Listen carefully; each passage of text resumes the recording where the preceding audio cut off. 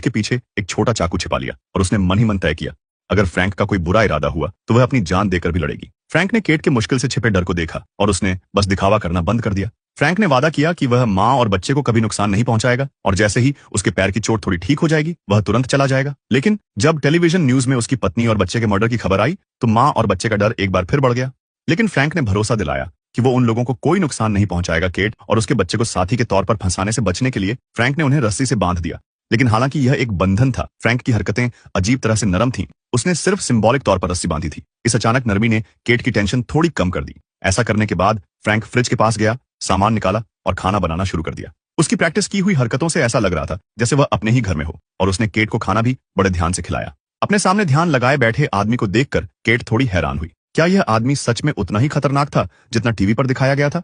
जैसे जैसे रात हुई मुश्किल दूर नहीं थी। बाहर सायरन बजते और बजते रहे और पेट्रोलिंग कभी नहीं रुकी। जाहिर है फ्रैंक अब सुरक्षित रूप से भागने में नाकाम था और हताशा में उसने केट को खोल दिया और वहीं रात बिताने का फैसला किया। अगली सुबह फ्रैंक ने नाश्ता तैयार कर लिया था, लेकिन हेनरी की नजर फ्रैंक के वांटेड नोटिस वाले सुबह के अखबार पर टिकी थी। बहुत देर तक हिचकिचाने के बाद वह आखिरकार अपनी जिज्ञासा को दबा नहीं सका।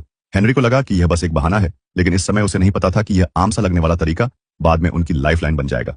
इसी समय कैट आई और फ्रैंक को फिर से बांधने के लिए एक रस्सी आगे बढ़ाई, लेकिन इस बार फ्रैंक ने उसे साफ मना कर दिया क्योंकि फ्रैंक की तलाश बहुत ज्यादा थी। उसे भागने का कोई रास्ता नहीं मिल रहा था, इसलिए वह सिर्फ केट के घर में रह सकता था। उस छोटे से मौके का इंतजार कर रहा था। फ्रैंक का माँ और बेटे का कर्ज चुकाने का तरीका यह था कि वह घर का सारा काम खुद करे और उस नाश्ते का मजा ले जो फ्रैंक ने ध्यान से बनाया था। केट जो शुरू में बहुत चौकन्नी रहती थी, फ्रैंक ने पाया कि उसका विरोध कम हो रहा है। अपने एक्स हस्बैंड से अलग होने के बाद यह पहली बार था जब उसने फिर से किसी आदमी की परवाह महसूस की थी, भले ही यह परवाह करने वाला अभी भी एक बहुत खतरनाक फरार कैदी था। अगले दिनों में फ्रैंक ने अपना वादा निभाया। उसने टूटे फूटे आंगन को ठीक किया, बहुत समय से खराब कार की मरम्मत की और घर के अंदर धब्बेदार फर्श को भी ध्यान से पॉलिश किया।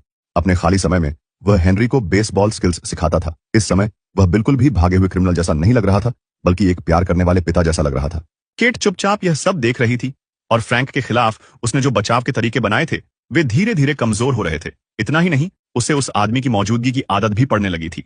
लेकिन जैसे ही यह हल्का सा माहौल और मजबूत हो रहा था, दरवाजे पर तेज दस्तक ने उन्हें अचानक वापस उस कड़वी सच्चाई में खींच लिया। फ्रैंक ने जल्दी से केट की गर्दन पकड़ी और दरवाजे के पीछे छिप गया और हेनरी से शांत रहने और कुछ न कहने को कहा। अच्छी बात यह थी कि साथ में समय बिताने के बाद हेनरी ने फ्रैंक के साथ पहले ही अपनी सावधानी कम कर दी थी। मदद के लिए बुलाने का मौका लेने के बजाय उसने उस आदमी को सफलतापूर्वक भगाने के लिए फ्रैंक का साथ दिया। सामान देने वाले पड़ोसी के जाने के बाद उन तीनों ने आखिरकार राहत की सांस ली। फ्रैंक की तारीफ से अपने बेटे की चमकती आंखों को देखकर केट एक माँ के तौर पर आखिरी बार होश में रही। शायद उसके दिल में गलती की भावना उठी। फ्रैंक ने उन्हें स्वादिष्ट पीच पाई बनाना सिखाने का ऑफर दिया। इस दौरान दोनों और करीब आते गए। उनकी उंगलियों और स्किन ने अनजाने में एक दूसरे को छुआ